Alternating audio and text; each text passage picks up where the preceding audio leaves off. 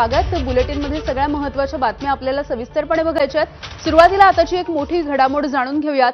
संभाजी ब्रिगेडचे प्रदेशाध्यक्ष प्रवीण गायकवाड यांच्या तोंडाला काळं फासण्यात आलंय। शिवधर्म फाउंडेशन आणि शिवभक्तांनी प्रवीण गायकवाड यांना काळं फासलं। अक्कलकोटमधील फत्तेसिंह शिक्षण संस्था, सकल मराठा समाज याच्या कार्यक्रमाच्या दरम्यानची ही घटना आहे।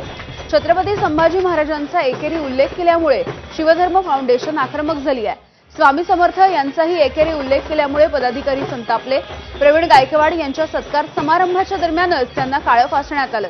शिवधर्म फाउंडेशनचे दीपक काटे आणि त्यांच्या कार्यकर्त्यांना सध्या पोलिसांनी ताब्यात घेतलंय। आफताब शेख आमचे प्रतिनिधी आपल्याला माहिती देतील। आफताब, काय घडलंय?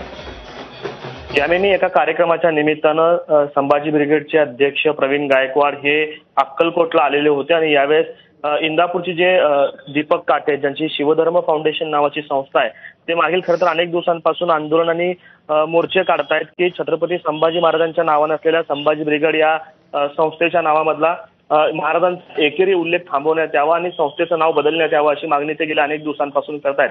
मात्र या मागणीची दखल न घेतल्या कारणानं आज त्यांनी आक्रमक पवित्रा घेतलेला पाहायला मिळतोय आणि अक्कलकोटमध्ये प्रवीण गायकवाड आल्यानंतर त्यांच्या तोंडावरती शाही आधी ओतण्यात आली आणि त्यानंतर जे आता दृश्य आपल्याला दिसत आहेत त्यानुसार प्रवीण गायकवाड यांच्या गाडीवर दगडफेक देखील करण्यात आलेली आहे। त्यांची गाडीची काच फुटलेली आपल्याला दिसते। अक्षरशः अंगावरचे कपडे फाटेपर्यंत धक्काबुक्की झाल्याचा प्रकार देखील आपल्याला या सगळ्या व्हिडिओमधनं दिसतोय।